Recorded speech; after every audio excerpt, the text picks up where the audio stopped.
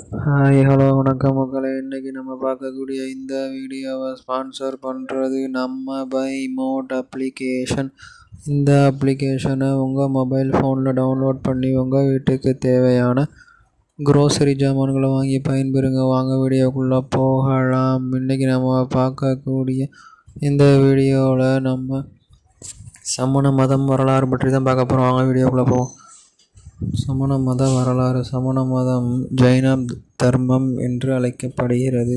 3 முக்கிய தூண்கள் கொண்ட ஒரு இந்திய மதமாகும். இதன் 3 முக்கிய தூண்கள் அஹிம்சை, துறவு மற்றும் உண்மை மற்றும் யதார்த்தத்தின் எந்த ஒரு எளிமையான அல்லது ஒருதலை பட்சமான பார்வையையும் நிராகரித்தல்.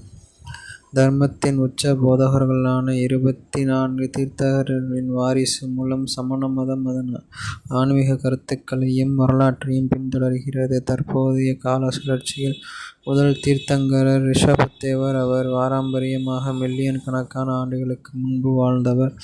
23வது தீர்த்தங்கரர் பர்ஷ்வநாதர் பாரம்பரியமாக கிமு 9ஆம் நூற்றாண்டை சேர்ந்தவர் மற்றும் 24வது தீர்த்தங்கரர் கிமு 6ஆம் அல்லது 5ஆம் நூற்றாண்டில் வாழ்ந்த மகாவீரர் ஆவார்.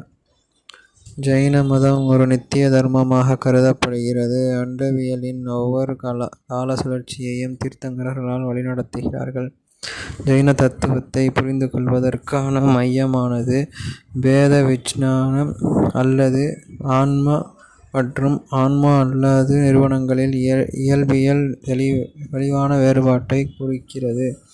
இந்த கொள்கை ஒவ்வொரு ஆன்மாவிற்குள்ளும் உள்ளார்ந்த தூய்மை மற்றும் விடுதலைக்கான ஆற்றலை அடிக்கோடிட்டு காட்டுகிறது. இது பிறப்பு மற்றும் மறுபிறப்பு சுழற்சியுடன் அதை இணைக்கும் உடல் மற்றும் மனக்கூறுகளிலிருந்து வேறுபட்டது. இந்த பிரிவை அங்கீகரிப்பதும் உள்வாங்குவதும் ஆன்மீக முன்னேற்றத்திற்கும் சம்யக தரிசனத்தை அடைவதற்கும் அவசியம். இது ஒரு ஆர்வலரின் விடுதலையை நோக்கிய பயணத்தின் தொடக்கத்தை குறிக்கிறது.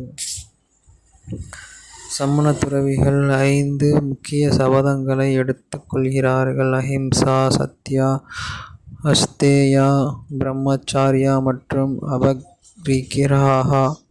இந்த கொள்கைகள் சமண கலாச்சாரத்தை பல வழிகளில் பாதித்துள்ளது. அவற்றில் முதன்மையாக பால் சைவ வாழ்க்கை முறைக்கு வழிவகுத்தன. பரஸ்பர வக்ராயோ ஜீவானாம் என்பது இந்த நம்பிக்கையின் குறிக்கோள்.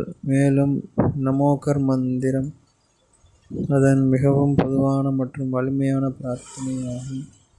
இதுவே இவர்களின் வரலாறு ஆகும். நன்றி, வணக்கம்.